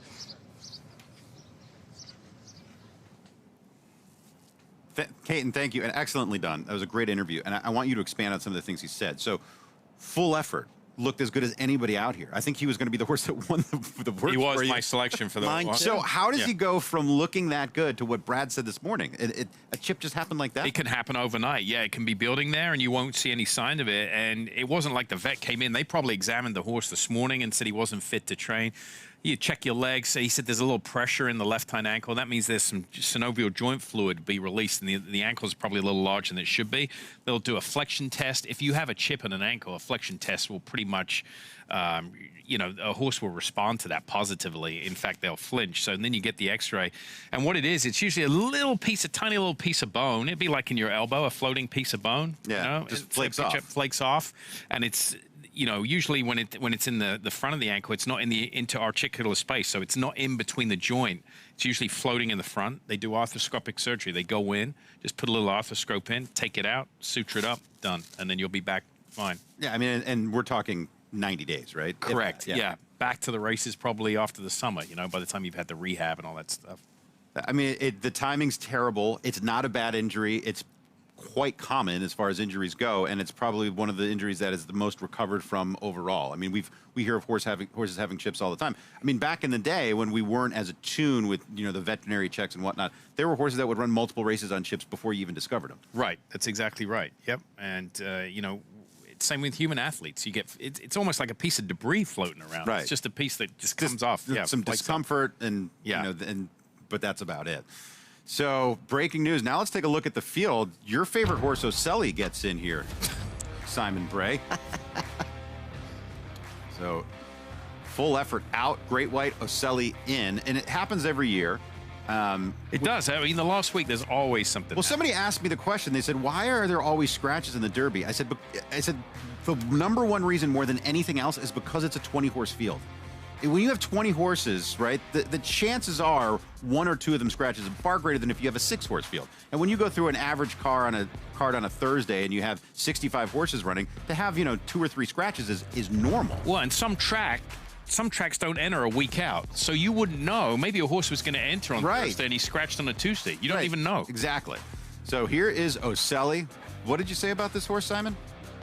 If this horse wins the Kentucky Derby, I will quit my job. Oh, wait. For Whit Beckman. I have to be honest, Whit Beckman is a new face for me. I don't remember hearing his name 3 years ago. And now he's everywhere. Yeah, He's an assistant for Pletcher and Chad Brown. Yeah. I mean, he's been around some okay horses. I mean, look, anything can happen. He's a maiden. He's never won a race. There was one horse that did it back in the 1800s. I don't care. It doesn't count. It's too far, too long ago. That means nothing to me. Doesn't count because it's old? Yeah. Don't tell me that. I'm getting older. Let's go to Scott Hazelton. Pleased to be joined by Ned Toffee of Spendthrift Farm as we are excited, obviously, about Derby weekend and Derby contenders and how well represented Spendthrift Farm is at this year's Run for the Roses. There's quite a lot for you and your team to be rooting for on Saturday. Yeah, it really is. We're excited about that because our primary business really is standing stallions, and so into mischief with 3 runners in here. Yaw Pond First Crop's got one in here. Maximus Mischief and who am I leaving out? Bolt Doro.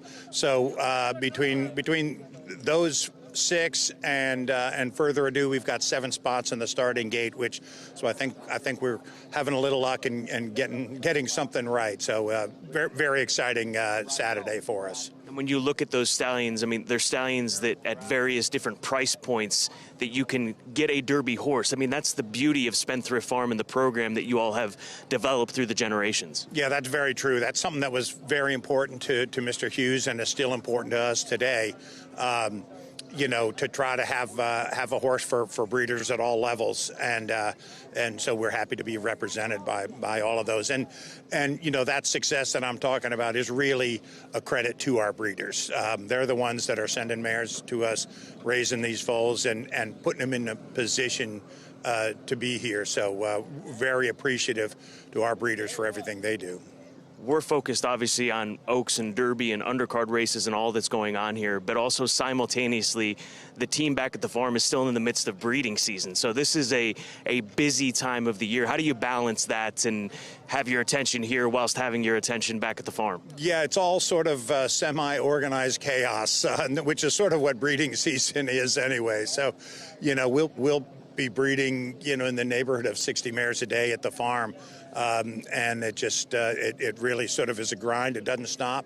But we're very fortunate to have a great team in place and great ownership in place that supports everything that we do. And it wouldn't work without the support of ownership, great team, and a great bunch of breeders. Well, this Derby show, breakfast show, would not work without your support, Spendthrift Farm support, and through the years on FanDuel TV. And on behalf of the entire team, it's been a great pleasure in working with you these years and being out here and building relationships like we have and getting great messages out like you all have. Well, thank you very much. And you guys have just been such a model for really all of sports broadcasting. The people that you guys put in the field, the job that you guys do day in and day out is really second to none. Y'all ought to be very, very proud of that. Appreciate that, Ned. Thank you.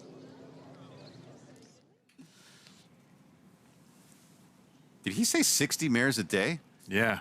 Watch out. Golden Tempo might come running. Does he need any help? Right? Yeah. I don't know what you just Organized volunteered chaos. to do there, buddy, but no, it's a family show. Keep it clean. 60 mares a day plus. Think of all the mares that are foaling. Right. Yeah. On top of that, middle of the night. Right now, we're going to check in once again with Andy Biancone. Well, nobody can get enough of Great White, especially since he's drawn in now with the defection. But just the size of this horse. We've talked about it a million times, but you can really see up close. I mean, he literally towers over you. So he's about to get his bath right now. It's a bit chilly for a bath, so trainer John Ennis said he is just going to get his legs washed. But even if you look at him from the side, this horse is still growing. His hind end towers over his withers. So just a big dude who's still really developing, but obviously has a ton of talent. But energy-wise, looking fantastic. This is a horse who has a routine of going out to get grass every single day, and trainer John Ennis says he's just been too fresh to do that. So he's keeping the lid on Great White, and he certainly looks good coming into the big weekend.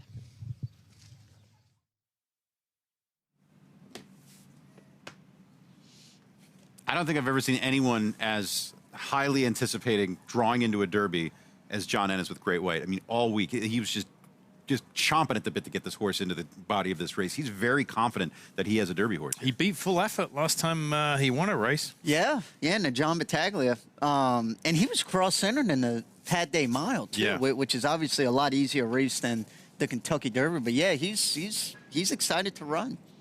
Let's check in with Scott Hazelton. Well, here with Rob Atras, who sends out Pashmina tomorrow in the Kentucky Oaks. And, Rob, what have you liked about this filly over the course of these races that you've seen from her? Yeah, I think she's gained a lot of experience each race. She's had a few races where she's encountered some trouble, and she's really overcame it. And she's run a number of different tracks, and I still think that she's improving. She's just a filly that I think's got a lot of talent, and I think that she's getting better every race.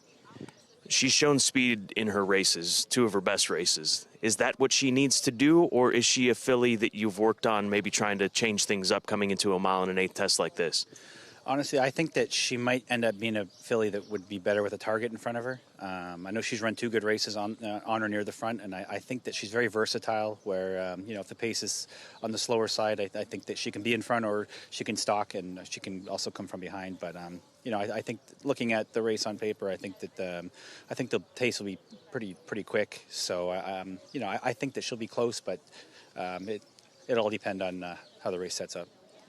As you mentioned, she's run at Keeneland on the turf course, Fairgrounds 3 times, Sunland, Aqueduct. Now here at Churchill, we've seen a lot of these horses, it seems like, with the Oaks and Derby works that we've focused in on over the past couple of weeks that have done very well on this main track. They've floated over it. How has she moved over the main track, in your opinion?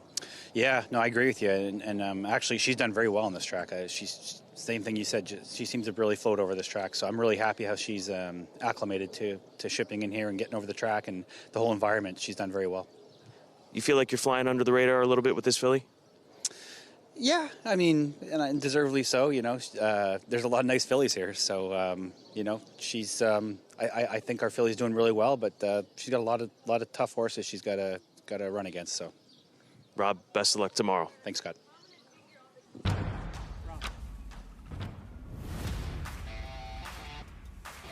So Pashmina, 23-1.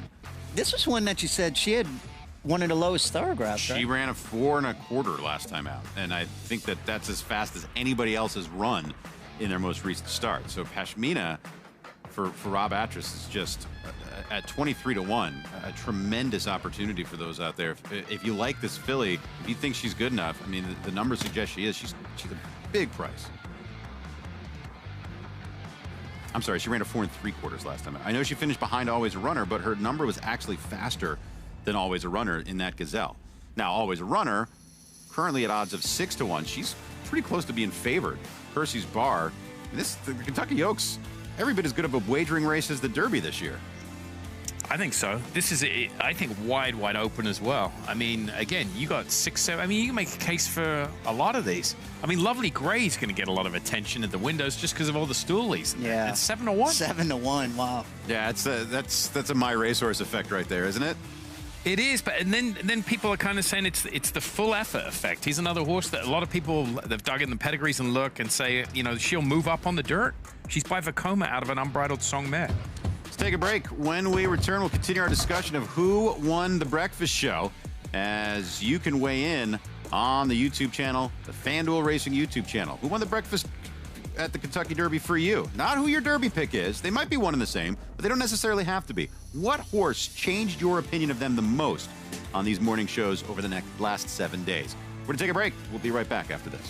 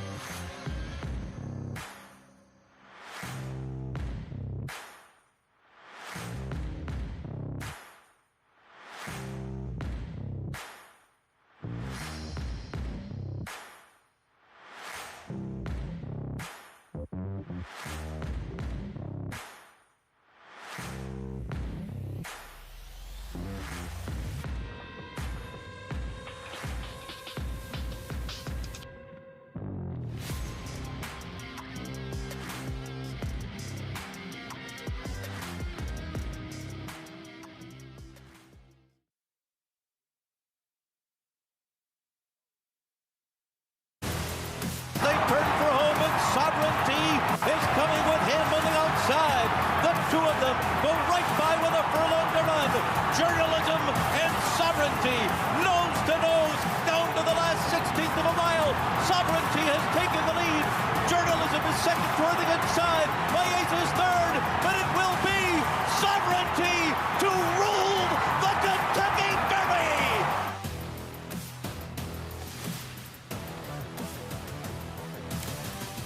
That was the big one en route to Horse of the Year honors. He took home the Eclipse, and he also gets, we'll call it master's rights, right? Got the green jacket. You can come walk Augusta anytime you want. You get the Garland of Roses. You can work on the track with the other Derby horses anytime you want. Yeah, that's what we've seen this week. Good to keep Sovereignty back in training. Looking forward to see him in the matchup with White Abaro in a couple of weeks. Well, about another month here. He was your works pick last year. Yes, he was. He was my works pick. Now your works pick, you got an audible here because you were going to go with full effort. So now what do you do? wasn't a hard choice because this horse was about a nose behind as far as deciding. And I go to the younger Mart, Riley, with Incredibolt. That's a horse to me that wasn't on my radar. Again, we're picking these horses. Not do I think the horse is going to win the Derby? Slam dunk, is that my pick? No. Is this the horse that coming in last week has completely changed my opinion of him? That's Incredibolt for sure. And why did he change your opinion? You're going to give a more eloquent answer than I could. But what specifically, and use trainer speak, did you see? I like the way he gets over the ground. He's another horse that looks like he's doing it a lot easier than what the actual time is. I was impressed with that. And I'm taking it from a personal standpoint because I took a very negative view of this horse January 1st, 2026, looking back at the street sense. It was a reverse key race. All the horses didn't perform well. He tanked in the Holy Bull, so I just wrote that whole group of horses off. He came back with a very impressive win, I thought, in the Virginia Derby. Okay, time wasn't fast, but the way he quickened away from the field, he did what So Happy did at Santa Anita. In a matter of strides, he just accelerated away from the field. This work changed my mind, too, because I was there for the Virginia Derby. Yes, he won by 4. I don't think that was the toughest race in the world. Ran only an 88 buyer. So before the works, I wasn't even going to think about picking him. But that last work made me a believer in him. So Simon's Breakfast Show winner, Incredibolt, Scott Hazelton. Who caught your eye this past week? A horse that was not on my radar at all for the Kentucky Derby, Patente. And I know that there's probably differing opinions when it comes to his workout and he went too fast, or trying to read Bob Baffert thinking that he felt like he went too fast. I don't think that that was the case whatsoever. The ease in which this horse worked in 57-4 and out 6 furlongs in 110-2. I mean, if Martin Garcia pressed on him even a little bit in this workout, he could have gone 56 and change with the way that he got over the track. And then speaking to Bob Baffert about how different the main track is at Santa Anita, how much slower and deeper it is versus here at Churchill Downs, and the way that he just floated over it. And the other thing, too, and learning from last year's mistake that I made, being able to be around these horses and being around Sovereignty. I ultimately went with Journalism, very talented horse in the Derby last year, but being up close to Sovereignty in those instances, the way that he was put together, the way that he was built, I said to myself, I am not going to come into this Derby and not pick up on those details like it did last year and not take advantage of them. And getting a chance to be up next to Patente and see his physical build, he is a gorgeous son of Into Mischief. You can see why Speedway Stables paid $2.4 million for him when he was a yearling, and he's obviously come a long way in the span of the 2 years. So I am going Patente. He stole the mornings for me as far as going into the Kentucky Derby for trainer Bob Baffert.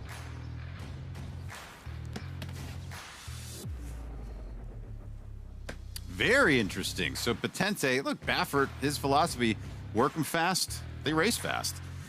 Potente won the work for me because he did it effortlessly. Came out of the work in great fashion. And I will say that's why he's not a complete toss for me. For one, he was doing it pretty easily. Martin Garcia never asked him at all, and Bob's horses are used to working fast. But nonetheless, that's a pretty quick work. So Potente winning it for Scott Hazelton. That's an interesting case. We have 2 for Chief Wallaby. You had to audible to Incredibolt. Yep. And back to the Incredibolt conversation, I think you and I were both there for the Virginia Derby. That final 8th, he came home in 12 seconds. Even on a fast track, that was really impressive until Renegade came home in 11-3. But that 1-turn mile and an 8th, there's 3 things going for Incredibolt. The 1-turn mile and an 8th, if that serves as a good physical prep because they're kind of on the bridle throughout. And then you've got the work from you, the works with the last 7 days, and that come home time to me. Like those are 3 things that really play in to whether or not Incredibolt can win or not. Joe, it's your turn. Who won the works for you? I was with Simon. I loved Full Effort. Unfortunately, he scratched, but I'm going with Further Ado. I know we watched him gallop here the last couple days, but those last 2 works really impressed me coming out that Bluegrass win. Yeah, the one with John Velasquez where he flew in from New York, got on the horse, that he's more nervous about that work than any, and this is it. And, yeah, this is a type of work I think, as a rider, Joe, the horse is doing it for you. You're just trying to slow him down, take your foot off the brake rather than hit the gas pedal, right? Yeah, this is absolutely perfect. Minute flat, and this was on a good listed racetrack. I believe Brad worked his other ones to second break, and he said it was a lot quicker. So even though this is a minute, it was on a lot deeper track. But look at him. I mean, he is just absolutely in cruise control. Johnny Velasquez is just trying to keep him at this moderate pace, and I know we touched on it the last couple days. It looks like his feet are just springing right off the ground. I love this, and I love his energy off of that win in the Bluegrass. Is this who you rode in the Derby when we put you on the back of the Equicizer? It was. Yeah, he rode Further Ado. I would say Further Ado changed me the most. That's from Raul weighing in. And you can weigh in on the conversation on the YouTube channel, as we have all kinds of answers there.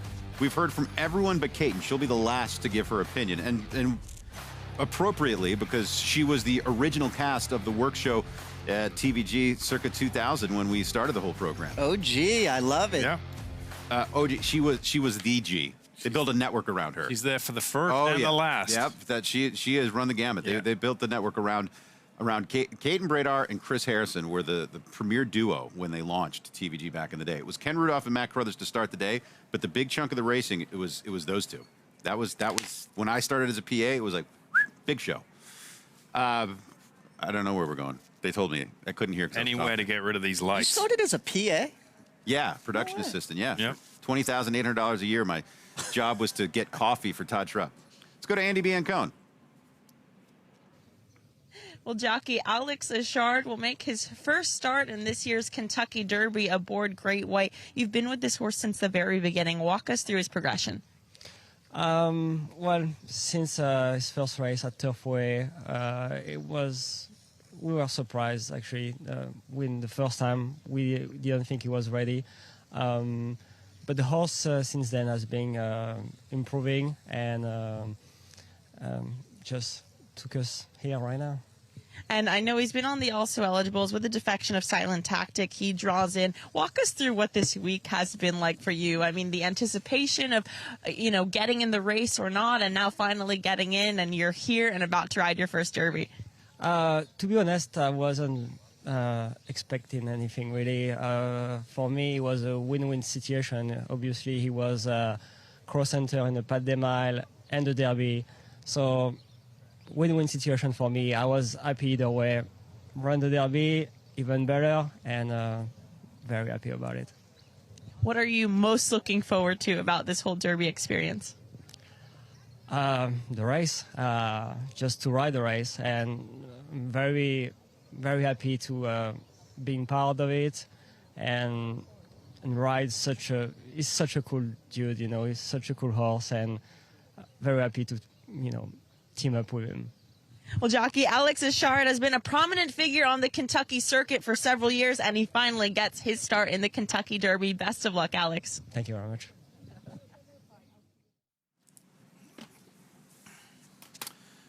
So we're wrapping up this final edition of the Breakfast at the Derby, but the show continues on YouTube at FanDuel Racing. Make sure to check it out there.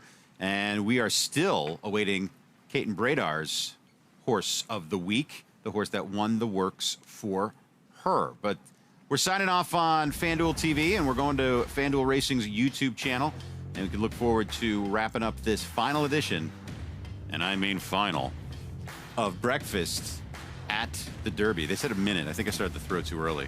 How long to break now? How long to the end of the show? 40 seconds? 25? Joe Talmo, give me 25 seconds of content.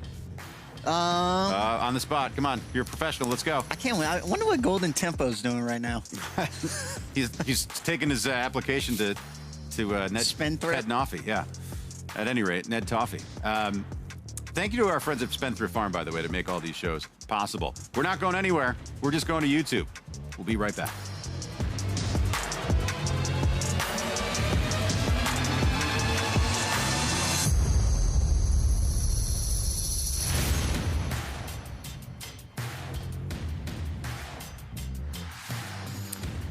Hello, YouTubes. Welcome back to Breakfast at the Derby. You know, it wouldn't be a breakfast show without a little barnstorming as we go barnstorming with Andy B.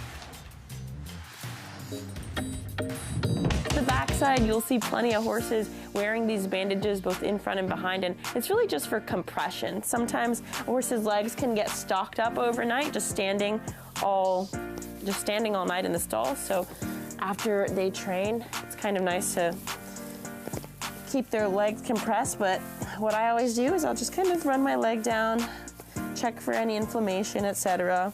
And then I'll give them almost a little rubbing alcohol massage. Keeps their skin healthy so that they don't get any skin scurf or anything like that. And it's kind of a cooling sensation, but really good just to know your horse's legs and give them a little massage. So her front bandages, I always start on the inside of their cannon bone. So there's a groove like this on both sides of their cannon bone. I always like to put the edge of my bandage there. And I will just go around. Don't really want to apply a ton of pressure, just enough. And there's a couple different styles of bandages. Some people use kind of a stretchier, almost kind of like a nylon thing, but this is just flannel, which is my personal preference when it comes to standing bandages. But I'll just go around until I'm at the very top, and then I will secure this bandage with a little bit of tape. Not electric tape, but masking tape because it's soft.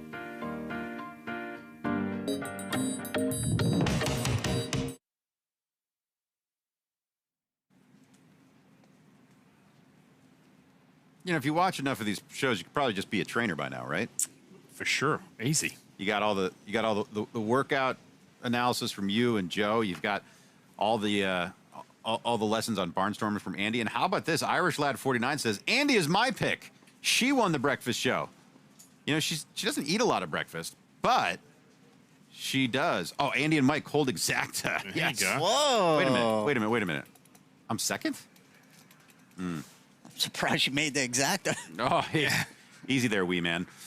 As we go to Kaiten Bradar, as we take a look at who she thinks won the works. Kaiten? Guys, I was looking for the horse that was consistent, that dazzled in workouts, but that just took me there, that I wasn't convinced until I watched him. And that would be Further Ado. Further Ado is a horse that I thought was really good at 2, loved him, and then kind of started wondering if maybe his best had been at 2. But when I saw his first work at Churchill, I was in awe. It was one of those jaw-dropping works I actually watched from the backstretch with other trainers, and all of us had the same reaction.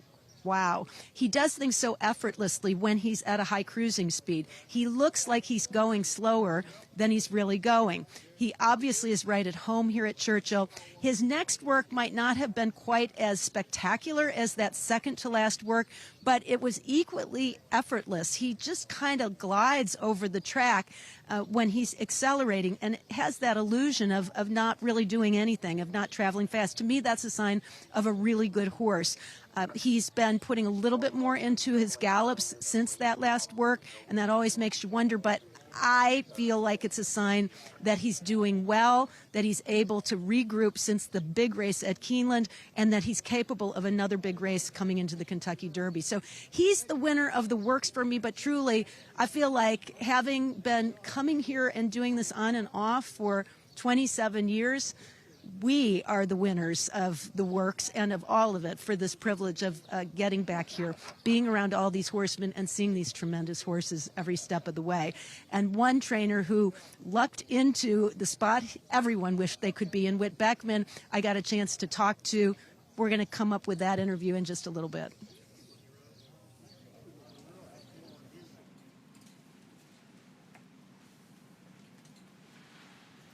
Yeah, Further Ado is, we might look back after the Derby and he wins by 3 and be like, what were we doing? Why didn't we all zero in on this horse? Because he has been tremendous in the mornings. His works have been outstanding. His Bluegrass was the best race any of these. I mean, it's either his Bluegrass or Renegade's Arkansas Derby, you could say, were the 2 best races we saw from any of the contenders this year. Yeah, I mean, this horse is, one of the most athletic in the field. The way he moves, his build, how he's so light on his feet, got a great way of going. Let's check in with Scott. Here with Gustavo Delgado Jr. and the team of the Puma getting ready for the Kentucky Derby. How have things gone in these last couple of mornings? Rainy day yesterday, perfect conditions this morning. So far, so good. You know, these things one day at a time. You know, every day is crucial, but the horse looks good. He galloped today. He wanted to do more, and you know, good signs so far. So knock on wood, everything continues to go away. 48 hours. You took him back. Did you take him back to the paddock after that and school him a little bit? So he went with school with another couple of horses there. I think it was Riley Mott horses together. So a group of 4 or 5 that we went there. So we stood at the 9 post, his number, and he did everything, you know, like a professional. It's the second time we have done that. So far so good. Again, you know how it is. One day at a time. One day at a time, 1 minute at a time. Bro, it's so difficult, and the pressure comes with closer to the race. The pressure, you know, it goes up a little bit. What pressure do you feel? I mean, he's in the Derby.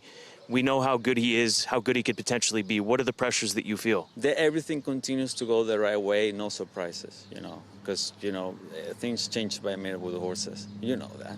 So, but the most important thing that every single person in the team does his job and stay away from trouble, because we have working for this so long, so 40 hours, keep it that way, wrap it in a bubble wrap kind of thing, you know it is. We certainly do. We appreciate it, and good luck this weekend. Thank you, brother. Appreciate it too. Yeah.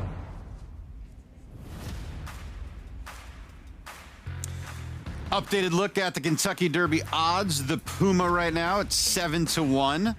So Happy, your second choice, at 6-1. Further Ado Commandment and the Puma all at 7-1. Renegade still favored at 5-1. It's the worst. The 48 hours before the race. I mean, we just saw what happened with Full Effort. There's a prime example. You come all this way, and then 48 hours before the race, something happens, and that's what Gustavo was talking about there. It's the worst. Let's go back to Kate and Bradar. She teased her interview with Whit Beckman. Beckman, who 48 hours ago, I think, was just waiting to see with both Oaks and Derby what was going to happen, and now you have runners in both. Let's start with Oselli. Just the reaction to getting into the field and where he's sitting right now. Well, you know, back about a month ago, we were 30 and just not really thinking there was much shot. And then as things have gone the last couple of years, as things started like inching closer and closer and closer. And then when we got to 1 yesterday with about 24, I thought, you know what, we might have a chance. So it's pleasantly surprised, but almost suspected. How is he doing coming into the race, training-wise? What has he been doing, and what will he be doing going forward? We've kind of just been prepping him for this day, no matter what. There was a couple other races that we were looking at, but we knew we were on the AEs. We just figured we'd, go straight for the Derby. His breezes have been fantastic over this track. I mean, he's done everything very well. His gallops the last couple of days have been beautiful. I mean, he's coming in the right way for any race. So. Nikon in the Kentucky Oaks, she also moving in off the AEs. What has she been doing, and had you been obviously hoping for this type of scenario? Yeah, it was funny. With her a week ago, we were so far back on what would have been the AEs, I wasn't really even thinking about entering because it's just, there's so much this week to put them through, just with the hope of not even being able to run. So when we ended up the final entries, we ended up 16, so I said, let's throw her in. And, just kind of stroke of luck and the universe conspiring on our behalf. She's in there. Like I said, we've been prepping her for this race, or a race about this time. And if she didn't run here, we would probably go, like, say, Pimlico, which is kind of on the same schedule. I imagine it's a situation you'd like to be in, but at the same time, a little bit nerve-wracking and a little bit different with not knowing what's going to happen. Yeah, it was kind of that maybe, maybe not. So, just kind of live in between there some. But it was a little bit less stressful, knowing that, you have something that could be, but not really concerned with everything that could go wrong. Things could only really go right, If something did go wrong, we weren't in the race anyway. And if things went perfectly right, then, we wouldn't be stressing quite as much. From the Oaks standpoint, because we've talked a lot about the Derby, this is maybe one of the strongest editions of the Oaks we've seen thus far. What does she have to do, in your mind, to be able to be on par and right up there with them? Yeah, I think we're going to see a little improvement. We've only been the distance, I feel like, that 1.8 miles where she, truly wants to be once. She's run a lot of one-turn races just due to scheduling and just kind of things the way the winter went for her. Yeah, like I said, there's going to need to be some pace. I'd rather see her where in the woods she was a little bit forwardly placed and kind of, engage the whole way. I'd like to see her take back and, kind of catch a relaxed trip around and, hopefully a good pace scenario, finds her in a good position to pounce late. Whit, for someone who's just found out that you've gone from on the outside looking in to being in the Kentucky Derby and actually having the Oaks as well as the Derby, you seem pretty calm about everything. Is it not sunk in, or is this just how it goes for you? I told those guys we were going to be in the Derby in November with this horse. Like I said, it's one of those things. We knew we had a horse that was talented. He is technically a maiden, but, I don't think we really took the fair shot at only ran him a maiden 3 times, and then we kind of decided to start taking chances with him. We've been having a lot of fun. He's a really, really nice horse. We're not doing anything that the horse isn't ready for and wants to do. So, like I said, at the end of the day, it's an amazing place to be in the Kentucky Derby, and when you have that shot, you just kind of have to deal with it and take it. Hope it all goes well. Continues. Thank you. Best of luck to Whit Beckman with Oaks and Derby runners coming up.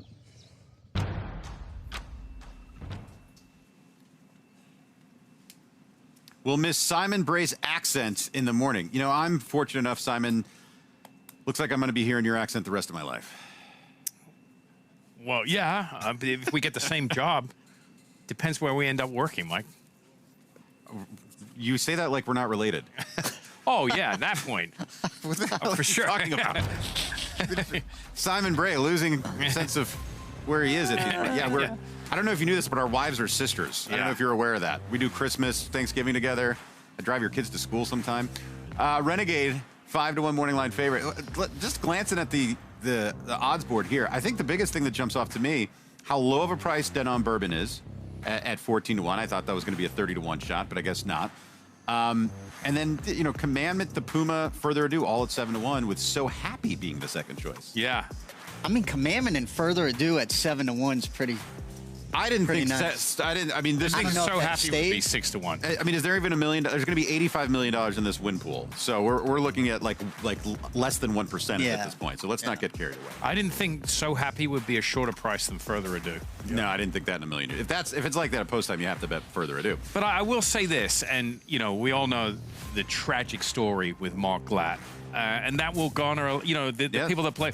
The America's Best Racing have done a great feature. NBC will be doing a great feature, and a lot of people will be rooting for that horse solely for that reason. Let's check in once again with Kate and Bradar. Bob, cowboy hat, is that the vibe? No, it's cold this morning, so it's not really a cowboy hat. It's supposed to be like a fedora type hat, but it was cold this morning, and so no, I'm just. Maybe I'm less recognizable. He's in disguise. Lot to talk about. Let's start with the Derby horses, Potente, as well as perhaps the pace setter in the race. Here, how are they both coming into the Derby? Well, I don't think I have a pace setter. You don't think you have the pace setter? No, not at all. No, my horse. They're not going to be on the lead. I think Litmus Test. Last time we took the blinkers off, I think he'll be up. Maybe up close, but he needs a target to run at.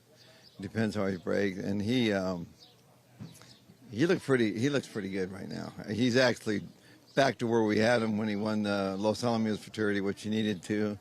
And Potente last time he found himself in the lead because he broke so well, and he was there, and we really didn't want to be in that spot, but he didn't want to strangle him back. So, but going a mile and a quarter, I think, I don't know where he's going to be, but the main thing is to get out of the gate and get him in a nice groove, and save ground, around the first turn and see what happens.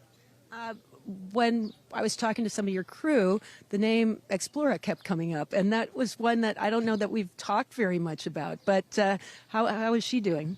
She's been a filly that we've been very high from the start, and she looks fantastic. Her work the other day was, really great. She missed the race at Oaklawn. She got up there, had a little fever. It wasn't bad. And I'm sort of glad she didn't run. It might have knocked her out, that race coming back. But she couldn't be looking any better. If she can go that far, she'll run. She should run well. Distance is going to be you never know until you go that far. I didn't like the one hole. I was hoping to be like in the middle somewhere. But she's a good gate horse, but I still don't like the one. But she's trained very well. There's some really good fillies in there. I think we got to beat the gun runners, This is maybe one of the deepest ears I've seen for the Oaks in a long time. Well, there's a filly. They're lightly raised, but they're good fillies, you know. And so I think the California fillies are nice fillies. And you know, Chad Brown's got a nice filly. Brad Cox got a nice filly. So it's who can get the mile in the eighth. In another race, the Pat Day Mile, we were talking to Cherie DeVoe, and she said that she proposed a side bet with you, horse for horse, Englishman versus Crude Velocity, and you deferred. But I want to get the lowdown on the real story, and also your thoughts on Crude Velocity. No, they have Englishman in there. She wrote up and said something, but I didn't understand what she was talking about. And but Crude Velocity and Englishman, I think they're going to be taking a lot of action. Englishman, I have a lot of respect for him. He's a very, very fast horse. Crude Velocity, you know, he's a good horse. We don't know how good he is. You know, he's got to get away from the gate. And I don't want to jinx my horse. I understand. And so I don't do side bets. I know the owners. When they called me, said, "Does she want to make a bet?" I said, "Look, we're not going to make any bets. Let's just enjoy the race. Let's not jinx the horse. There's other good horses in there, but." He's a very talented horse, but you don't know until he's never run against this caliber of horse, so we'll see what happens. A lot of very fast and very good horses here, and we wish you the best of luck the rest of the way. It feels like every year we've been coming to these, we've been talking to you, so to end it all for our last works with an interview with you just seems appropriate, Bob. Well, thank you for having me, and I just hope they all the trainer can ask for is when they turn for home, you have a reason to cheer. That's all I want. That's all we want as well. We'll be cheering. Best of luck, Bob. Thank you.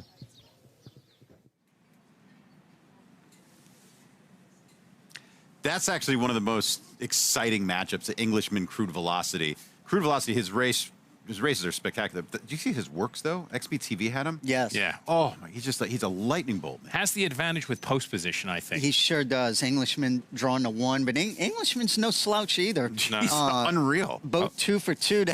I'm excited for that matchup. Love a good Englishman. They're all right. Good one. Yeah. I thought you were Australian. No, well, that's what everyone thinks. But at any rate, it's been a fantastic run here. We're going to take a look at the highlights of this year's run on Breakfast at the Derby. Welcome to Churchill Downs here as Breakfast at the Derby returns. As we take a look at the crew we've assembled, it's time for some barnstorming. You often see their legs wrapped up in vet wrap. Apply pressure on the front. We're going to take a look at Further Ado one more time. I just think he's that type of horse. He's an aggressive workhorse, so he's going to look flashy. He's going to do everything right. The ears, Mike. Look at him. Yeah, the ears. It's all about the ears. There is Chief Wallaby. This horse looks like he is about to jump out of his skin. He's just look at the rider's legs. Yeah. This work is really, really good. Simon Bray has given Chief Wallaby the work of the day and maybe the work of the Derby preps. Oh, really? Today? Today. He said today. Well, thank you, Simon. I'll pay you later. He probably still has your $10.99 from when you were his assistant. Potente for Bob Baffert. Let's take a look. I mean, he's striding out really, really nice. Cherie DeVoe, we noticed you chatting on the track with Bob Baffert. I was actually trying to coax him into a bet, and he wouldn't do it, so. Always a good sign when the trainers are doing side bets or chatting and joking. We've got Joe Talamo on the Equicizer. Yeah. So now we're going. Make sure to count your stick. You can only crack them 6 times here. Only did it once. All right, you still got more. You're at the 16th pole. He's Are you getting clear tired. yet? Yeah. No, we got it. You got it? There we go. Thanks for joining us at Breakfast at the Derby.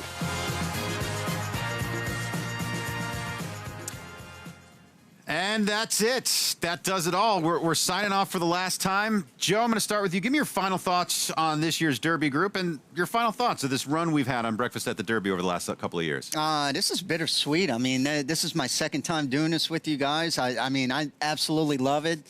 Sad that it's going to Derby in general. I think it's easy to say. It's so much more wide open than last year. I feel like last year we were able to zero in on sovereignty and journalism. They ran 1-2. I mean, there's 6 or 7, in my opinion, that I'm still flip-flopping back and forth with. Yeah, I mean, it is bittersweet. 22 years I've been doing this, and I think at the time when this show started, there's been some evolutions along the way, very different, but I don't want to pat us on the back too much, but I think it was some sort almost of groundbreaking sports television. I mean, Hard Knocks would be the biggest comparison in mainstream sport, but we were one of the first to do it from that, I mean, unbelievable moment with Fusaichi Pegasus. It was picked up by every international news outlet around the world. And yeah, it's a shame. I mean, this, we do this 365 days a year. Sometimes, racing day to day, it can be a grind. We'll be honest with you. But this is the 2 shows here, and usually when we do it at the Breeders' Cup, that really kind of invigorate you, carry you through to the second half of the year. So I'm going to miss it. And when something's so good, it's hard to miss it. And I think the industry's going to miss it. So hopefully there'll be another iteration in 2027. On a personal note, I watched the show for 22 years before I had a chance to actually sit on the set with you guys. And it was always a show that I wanted to be a part of. And it's some of the most fun I've ever had in my career is working with you 2 guys. And, of course, with Kate and Scott, Andy, Joaquin, everyone who's been a part of these breakfast shows over the years. But this is it. As we sign off for the last time, remember, everyone, there'll be other breakfasts. There's going to be other derbies. There's never going to be another breakfast at the Derby. Not like this. And we thank you for joining us for these past 26 years.